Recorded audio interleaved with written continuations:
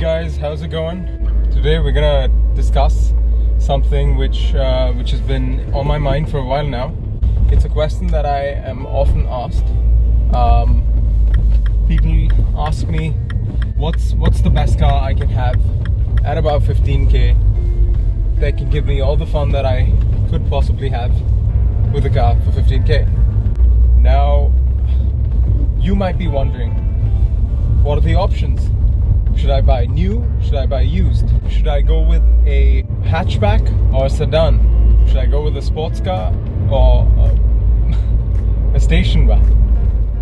It all comes down to this: your lifestyle choices, and what makes you happy. Personally, with 15k, you're not going to get a supercar, and I can tell you that. So don't get your hopes high. But at the same time, I'm not asking you to get a Sonata or something like that. Here's a few things to consider before deciding on a car. Where are you going to go every day? Where are you going to be? Where do you live? How are the roads around your area? Do you drive a lot? Is fuel economy a major thing for you? All these things should be considered before your purchase. Now, with that out of the way, I'd like to get into the fun things. At a budget of 15,000 circa, you can find a lot of really cool cars, really fun cars that get the job done, but at the same time makes you feel engaged, or something basically that's engaging to drive, something that's fun to drive. Lucky for you, there's a lot of brilliant cars in this 15,000 buck range that I myself have been researching on, and I've made a list of just the best ones to buy. Do check me out on Instagram for more car content. It's at Prada, link in description. Let's talk shop.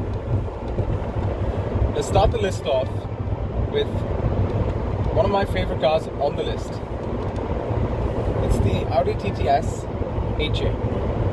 Came out, I think, in about 2008, 2009. The TTS. Brilliant car. Pretty fast. Horizontal 2-liter 4-cylinder. Turbocharged again, so pretty fast. Puts out about 275 horses, I believe. You can get these for about anywhere between 12 to 20,000. 20,000 for the really good, well-maintained ones with very less kilometers on the clock. And for about 15,000, you should get a pretty good example. And these are really good cars, especially if you live in areas with a lot of snow or where you need the additional 4-wheel drive capability in your car. With that said, the TTS isn't exactly practical.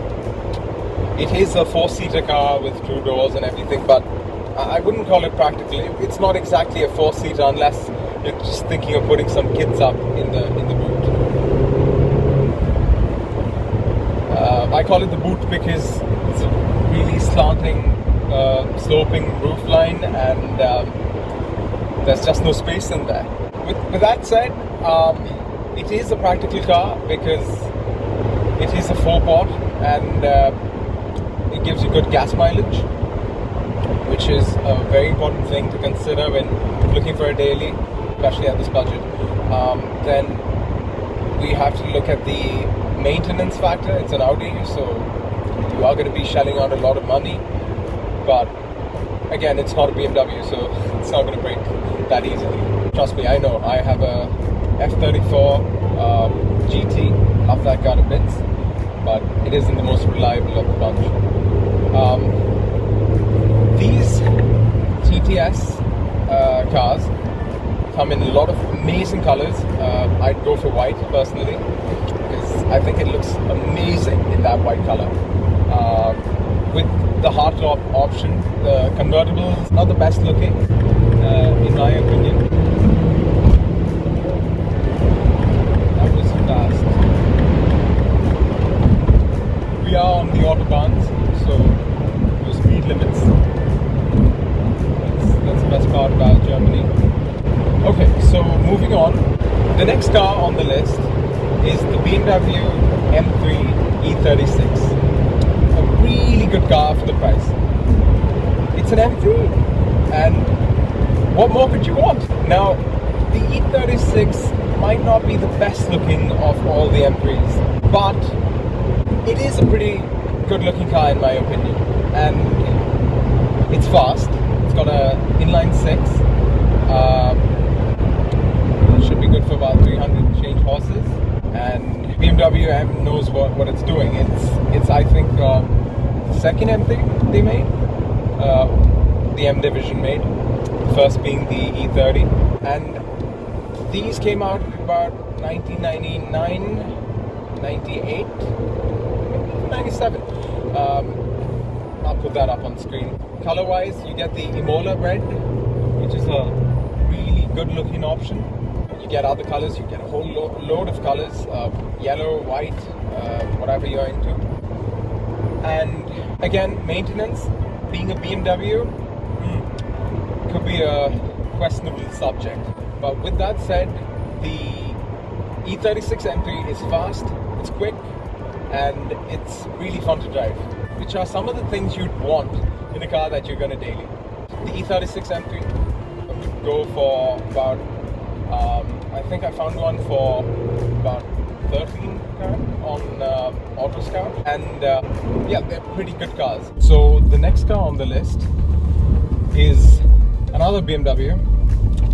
It's the 335i E92 or E93 335i, basically the E90 series. Here we have a fun, fast, practical, and rather nippy little thing, rear-wheel driven again, as it is with most BMWs. The 335i has a 6-cylinder straight six, inline six, again a brilliant car. The E93, the convertible, is going to be a little more expensive than your usual hardtop coupe or coupe, and it's a heavy premium to pay, in my opinion, for essentially the same car. Now then, how much do these go for? An E93, or let's talk about the E92 first. The hardtop coupe version of the E90, the E92 that is, costs about anywhere between 7 to 20 grand again. And as I said, you can get a very good example for about 12 to 15k. This car is the one for you if you like driving and cruising and sliding and power sliding and all the BMW things, slides and everything. It makes a pretty good noise with a good exhaust on it. So that's the 335i. Again, not the most practical cars in the market, but if you care more about the fun factor, practicality is just one of those things you consider. Next on the list is the Nissan 370Z. Supercar looks, mini GTR, really quick, 317 horses. It's a pretty good car. Sounds amazing with that 3.5 liter V6. Again, it's JDM boys. Rear-wheel driven, curvy, very curvy, and it's a fun, fast car. A few things to consider when looking for a 370Z are the miles on the clock. These cars with a lot of miles on them can be quite unreliable, and do look out for squeaks and noises, the wheels, the brakes, and with the 370Z you want to look at the clutch and just check if it had been replaced on cars that have done over 100,000 kilometers. The 370Z would cost you anywhere between 13 to 25,000 euros, which is not cheap by any standards, but it's not meant to be either. Next on the list is a Jaguar XK. You can find these with either a 3.5 litre V8 or the 4.2. The 5 litres are hard to get, and again, more expensive. These cars are British engineered, so not the most reliable, again, but amazing cars. They look amazing, they drive amazing, and they sound amazing. That V8 engine, the interiors are luxurious and sporty at the same time. You sit very low, you get a lot of leather, a lot of wood, things like that. It's a fantastic car. Earlier examples, let's say 2006 and up, would go for anywhere between 12 to 13 grand. These cars are prone to have a lot of issues with the electronics. Again, being a Jag, it has a lot of other problems as well, like with the steering wheel, the steering rack. And with that said, Jags are brilliant cars, sporty and fun, but again, all those little bits of things to look out for. It's a great car, really fun to drive, and makes you feel like a celebrity driving it. Moving on, we have the Audi S5 V8 version. Those are the S5s with the V8 engine, basically the V8 engine from the RS5. Really nice looking cars, not the quickest, but again, you get a throaty V8, 4.2 litre V8, you get Quattro, and you get 2 back seats that you might actually be able to use. The S5 is a pretty good car, but it isn't the most fun car. Again, it's got the V8 and a lot of fun sounds coming out. And driving through the canyons or twisties would be fun. But again, it's not exactly rear-wheel driven, and that could put you off if you're a very rear-wheel centric, drive-focused person. Then we have another V8 on the list, one of my personal cars. It's the Volvo S80 V8. Now I know what most of you all be wondering right now. What's Volvo doing on the list of fun cars? Well, let me tell you. Or better, let me show you.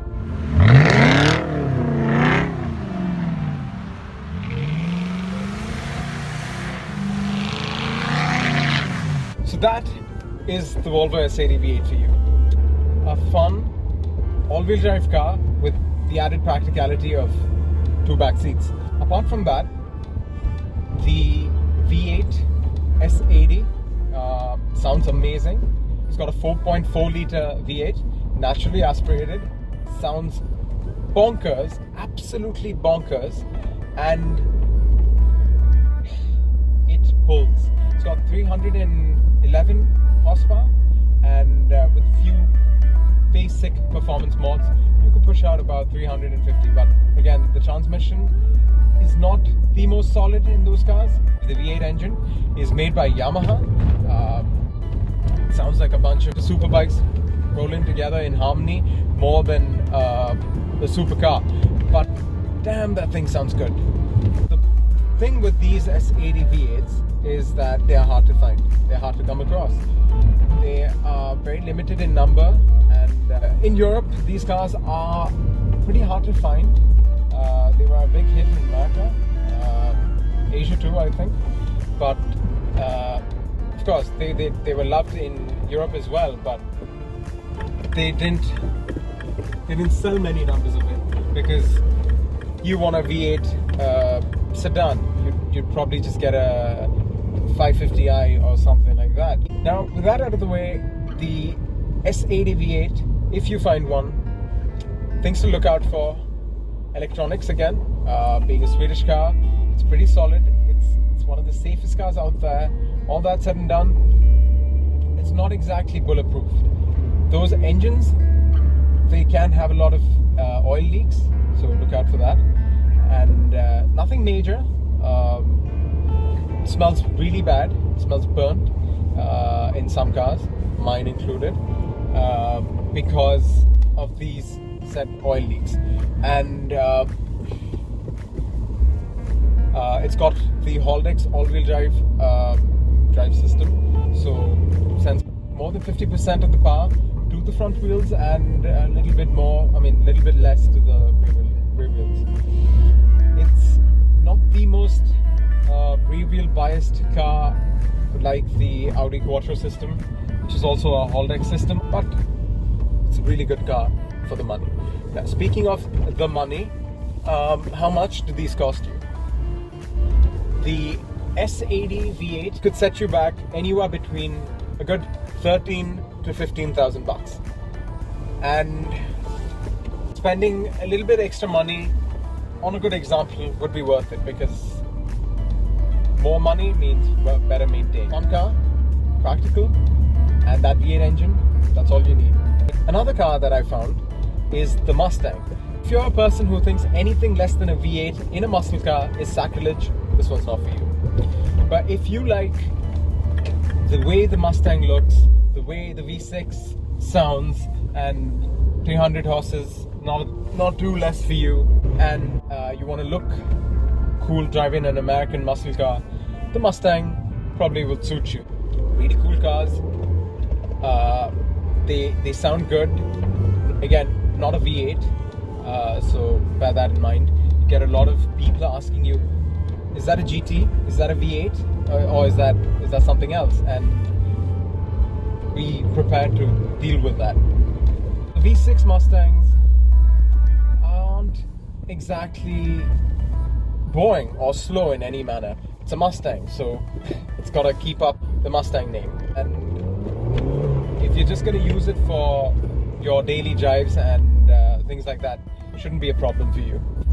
These Mustangs in Europe, the ones before the S550, these ones have been imported into Europe from America. So if they have a Carfax registry option with all the documents and everything, you're good to go. If not, you might find cheaper options without any other documentation on the car. A lot of cars that have been brought in without a lot of documentation, German papers and all that.